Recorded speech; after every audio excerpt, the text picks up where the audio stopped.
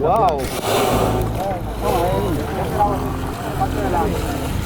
Yes, lucky. Queste mamme e figli, questo marito e moglie con due figli.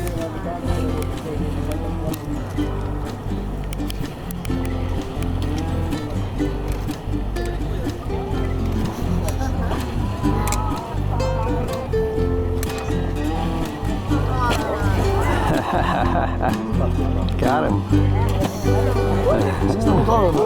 Come sta giocando? Come sta giocando? Sì, sì, sì. La balena